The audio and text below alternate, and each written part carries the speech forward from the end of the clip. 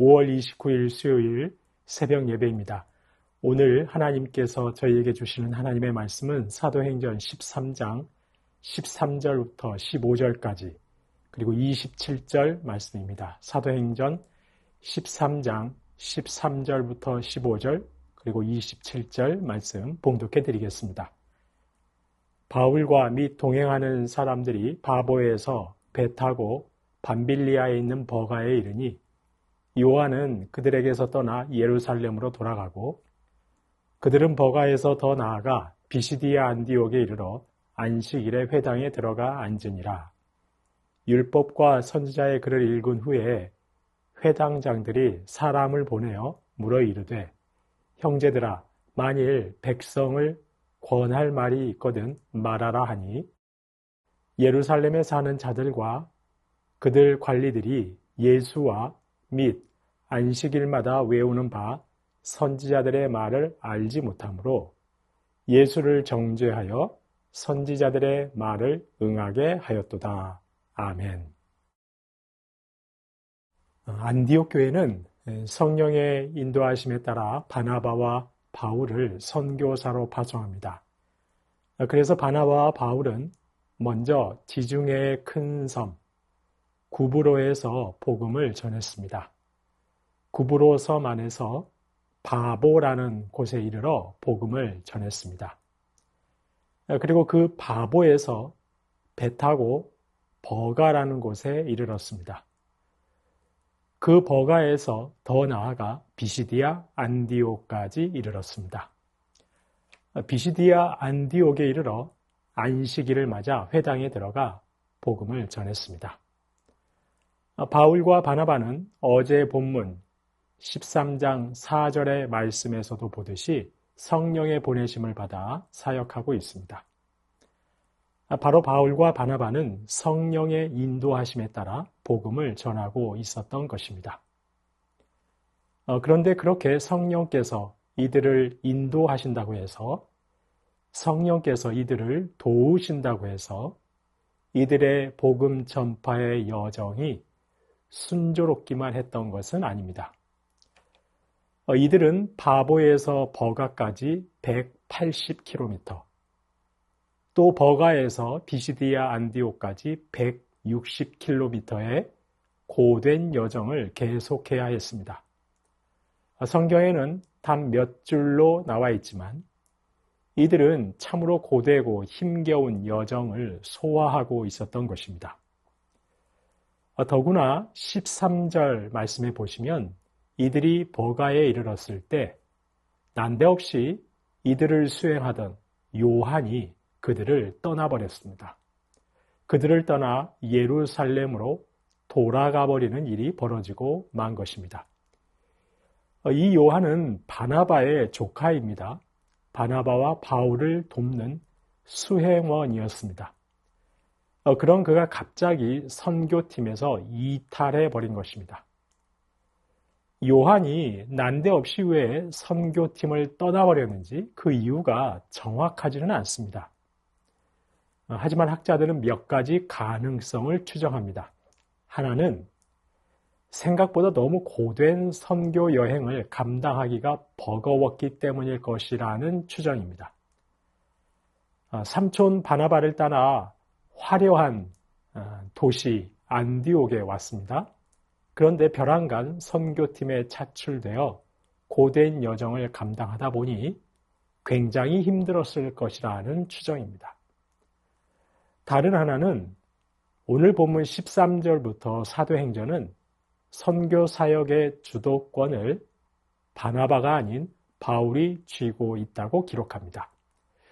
그 전에는 바나바와 바울 이런 식으로 바나바의 이름을 바울보다 앞서 기록했습니다. 그런데 이제 13절부터는 바울과 바나바 이렇게 바울의 이름을 바나바보다 앞서 기록합니다.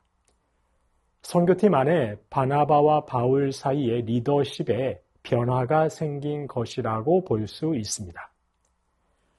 이에 바나바의 조카인 요한이 이런 리더십 변화에 불만을 가졌을 것이고 이에 선교팀을 떠난 것이 아닌가라고 추정하기도 합니다. 어쨌든 바울과 바나바의 선교팀에는 수행의 일을 담당하는 요한까지 이탈하는 어려움이 생기고 말았습니다. 분명히 성령의 보내심을 받아 복음을 전하고 있습니다. 그런데 총 340km가 넘는 거리를 이동하며 육체는 고단할 대로 고단합니다. 수행원까지 이탈하면서 선교팀 분위기도 뒤숭숭합니다. 그렇습니다. 성령께서 도우신다고 해서, 성령께서 인도하신다고 해서 모든 것이 순조롭기만 한 것은 아닙니다. 모든 것이 순적하기만 하는 것은 아니라는 것입니다.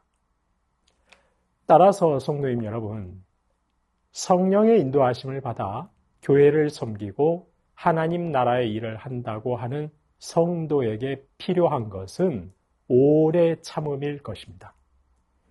여러 난관을 견뎌낼 수 있는 인내가 필요한 것이죠. 사도행전의 사도들도 성령의 보내심을 받아 사역하면서 숱한 어려움을 겪었습니다. 저희 역시 늘 성령께서 인도하심을 따라 섬기고 일해야 합니다. 하지만 얼마든지 어려움이 있을 것을 인정하고 더욱 인내하며 견뎌내는 오래 참음이 필요할 것입니다. 성령께서 인도하신다고 해서 교회 안에, 나의 사역 안에 아무런 일도 없을 것이라고 오해해서는 안 될 것입니다. 성령께서 인도하시기 때문에 교회 안에 어려움이 있을 수 있고 난관이 있을 수 있다는 것을 인정하고 저희는 더욱더 그런 어려움 속에서도 인내하고 오래 참음이 필요할 것입니다. 이렇게 어려운 여정 속에서도 비시디아 안디옥에 도착한 바울과 바나바는 회당을 찾아 복음을 전합니다. 예수님의 십자가 죽음과 부활이라는 복음을 전합니다. 바울은 이렇게 말합니다. 오늘 본문 27절 말씀입니다. 예루살렘에 사는 자들과 그들 관리들이 예수와 및 안식일마다 외우는 바 선지자들의 말을 알지 못하므로 예수를 정죄하여 선지자들의 말을 응하게 하였도다. 바울은 예수님을 십자가에 못 박은 예루살렘에 사는 유대인들의 죄를 지적합니다. 그들은 안식일마다 선지자들의 말을 읽었습니다. 심지어 외우기까지 했습니다. 그런데 정작 그 말씀의 뜻은 깨닫지 못했습니다. 그래서 결국 메시아로 오신 예수님을 알아보지 못하고 십자가에 못 박고 말았다는 것입니다. 유대인들은 안식일마다 말씀을 읽었습니다. 하지만 그 말씀이 가리키는 예수님을 알지 못해 십자가에 못 박고 말았습니다. 말씀을 외우기까지 하면서도 하나님의 뜻을 몰랐습니다. 오히려 하나님을 대적하는 일을 행하고 말았습니다. 그렇습니다. 중요한 것은 내가 매일 말씀을 읽고 말씀을 외우는 것, 그것 자체가 아닙니다. 물론 그 역시 꼭 필요하고 중요합니다. 하지만 정말 중요한 것은 그 말씀을 지식으로 아는 것을 넘어 말씀을 통해 말씀하시는 주님의 뜻을 깨닫는 것입니다. 주님의 뜻을 바르게 깨닫지 못하면 그 많은 성경 지식이 오히려 자신의 그릇된 생각과 행동을 합리화하는 수단이 되고 말 것이기 때문입니다. 유대인들은 예수님이 메시아라는 하나님의 뜻을 깨닫지 못했습니다. 그래서 메시아를 십자가에 못 박고도 자신들은 아무런 잘못도 없다고 지금까지도 그릇된 생각에 사로잡혀 있습니다. 사도 바울을 보시기 바랍니다. 바울은 구약 성경을 통째로 다 암기하고 있던 자라고 합니다. 그는 구약의 말씀을 다 외울 정도로 성경 지식에 탁월한 자였습니다. 하나님을 위한 일에 누구보다 열심인 자였습니다. 하지만 그는 하나님의 뜻을 제대로 깨닫지 못했습니다. 결국은 그 많은 지식과 탁월한 열심이 오히려 자신의 그릇된 생각과 행동 등을 합리화하는 도구가 되고 말았습니다. 성도님 여러분, 저와 여러분에게 우리 하나님께서 늘 지혜와 계시의 영을 충만하게 부어주시기를 간절히 소망합니다. 말씀을 읽으실 때마다, 말씀을 들으실 때마다 그것이 지식으로 쌓이는 것에 그치지 않고 하나님의 뜻을 바르게 깨달아가는 복된 시간이 되실 수 있기를 소망합니다. 그리하여 나의 열심이 그저 나만의 열심이요, 하나님의 뜻과 동떨어진 그릇된 열심이 아니라 하나님의 뜻에 합당한 열심과 섬김이 될 수 있기를 소망합니다. 오늘도 성령의 인도하심을 따라 교회를 섬기시고 하나님 나라의 일을 하실 때 행여 어려움이 있더라도 오래 참고 인내하실 수 있는 저와 여러분 되시기를 소망합니다. 그 섬김과 헌신이 주님의 뜻과 동떨어진 섬김이 아니라 주님의 뜻에 합당한 섬김과 헌신이 되실 수 있기를 주님의 이름으로 축원합니다. 주신 말씀 기억하며 기도하겠습니다. 성령의 인도하심을 받아 교회를 섬기고 하나님 나라를 위해 일할 때 숱한 역경에서도 오래 참고 인내하며 견뎌낼 수 있게 하옵소서. 말씀을 지식으로 아는 것을 넘어 주님의 뜻을 깨달아 알게 하옵소서. 나의 섬김이 주님의 뜻과 동떨어진 섬김이 아니라 주님의 뜻에 합당한 섬김이 되게 하옵소서. 주신 말씀 기억하며 기도하겠습니다.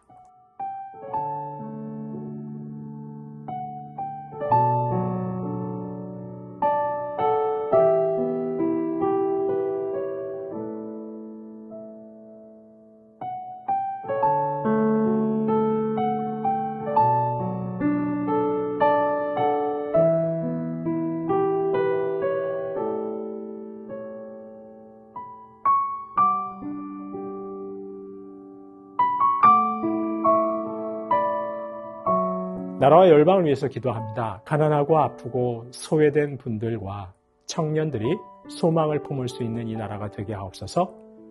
군부 간 무력 충돌로 아프리카 수단에서 630만 명의 실향민이 발생하고 165개 이상의 교회가 폐쇄되었다고 합니다. 실향민들이 고향으로 돌아오고 교회가 다시 세워질 수 있도록 어수속히 아프리카 수단의 국정이 안정되도록 기도해 주시기 바랍니다. 나라와 열방을 위해서 함께 기도하시겠습니다.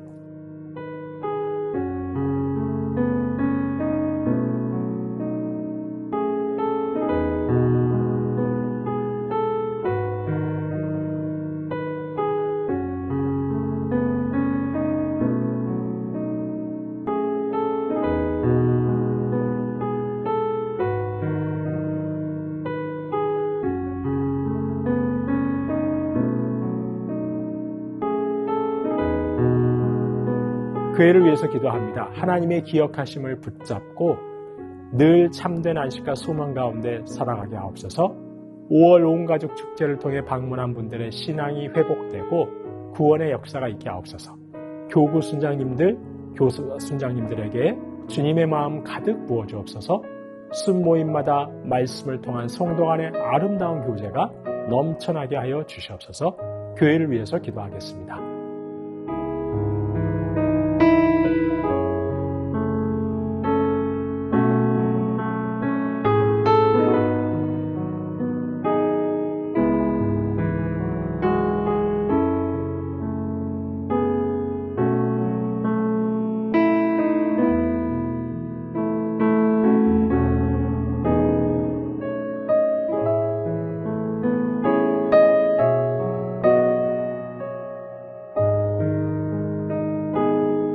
선교사님과 한우분들 위해서 기도합니다. 오늘은 아이국의 오세날 강보배 선교사님, 오세날 강보배 선교사님 안식년 중이신데 현지에 있는 바트라 목사님, 맘따, 모니카, 비멀 등 현지 사역자들이 부르심 가운데 온전히 헌신하게 하옵소서.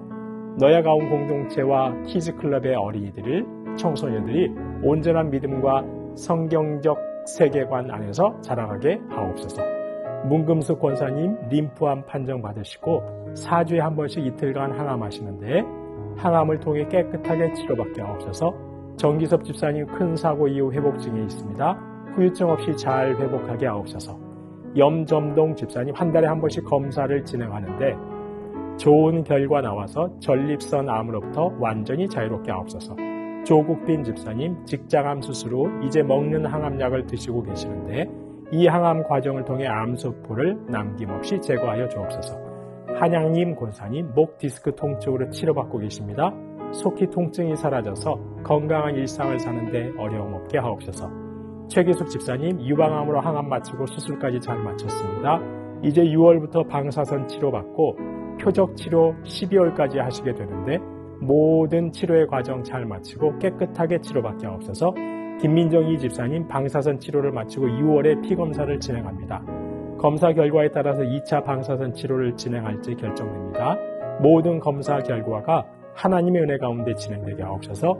이정희 집사님 담도암 수술 후 회복 중에 있습니다. 완치까지 선하게 인도하옵소서. 이용림 성도님 등에 생긴 종양치료 위에 항암 중에 있습니다. 내성이 생겨서 치료제를 변경한 후에 부작용으로 체력이 떨어지고 불면증에 시달리고 있습니다. 주님 부작용 없게 하시고 완치까지 인도하옵소서.